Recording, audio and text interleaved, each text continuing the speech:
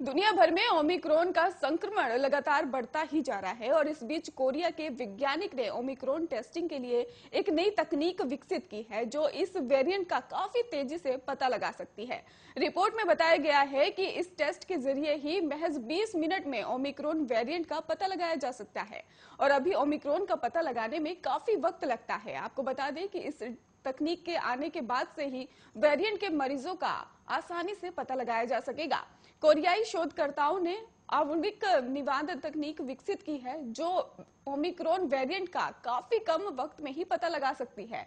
बताया जा रहा है कि उपभोगी विकास वर्तमान में पूरा हो चुका है और इसको लेकर भी प्रोटेस्ट ने भी 10 तारीख को घोषणा की है कि केमिकल इंजीनियरिंग विभाग के प्रोफेसर ली जंग उक ने भी नियुक्त में एक शोध दल की नई तकनीक विकसित की है जो केवल 20 या फिर 30 मिनट में ओमिक्रॉन वेरिएंट का पता लगा सकती है और इसके परिणाम को ऑनलाइन प्रकाशित भी करेगी। ओमिक्रॉन वेरिएंट कोविड-19 का एक प्रकार है और इसमें सप्लाई को लेकर भी 36 या 32 म्यूटेशन होता है और इसका उपयोग कोविड-19 वायरस द्वारा कोशिकाओं को संक्रमित करने के लिए किया जाता है। वैज्ञानिक के मुताबिक इसको लेकर भी टेस्ट जो है वो किए जाएंगे, इसलिए ये स्टील्स ओमिक्रॉन का पता लगा सकती है और इसे पीसीआर परीक्षणों द्वारा भी पता लगाना मुश्किल है।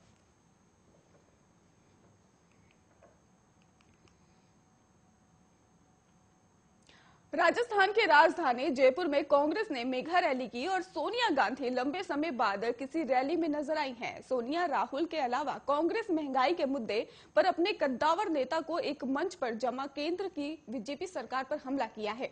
जयपुर के विज्ञानपुर स्टेडियम में ही कांग्रेस का विशाल मंच सजाया गया। चारों ओर सोनिया राहुल समेत कांग्रेस के दिग्गज नेताओं के पोस्टर लगे हुए थे। बड़ी संख्या में कांग्रेस जमाकर्ता जो थे, कार्यकर्ता वहां पर जमा हुए थे और इस दौरान ही राहुल गांधी ने कहा कि देश की हालत आप सबको दिख रही है। ये रैली महंगाई और बेरोजगारी के बारे में है, लेकिन देश की जो आज हालत है वो आज से पहले कभी नहीं हुई थी।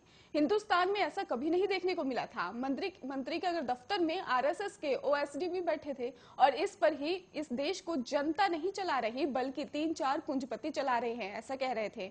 और वही कांग्रेस महासचिव प्रियंका गांधी ने कहा जो सरकार केंद्र में है वो जनता की भलाई नहीं चाहती है और हमारे पर्यटक प्रधानमंत्री अपने आवास से 10 किलोमीटर दूर किसानों से मिलने नहीं जा रहे और लेकिन पूरी दुनिया घूम आए हैं और ये सरकार सिर्फ गिने चुने उद्योगपतियों के लिए काम कर रही है। प्रियंका ने कहा कि 70 सालों की रट छोड़िए मोदी जी और इसके साथ ही कहा कि आप ये बताइए कि आपने 7 सालों में क्या किया। और रैली को संबोधित करते हुए प्रियंका गांधी ने कहा कि आप इस रैली में इसलिए आए हैं क्योंकि महंगाई की वजह से आपका जीना मुश्किल हो गया है।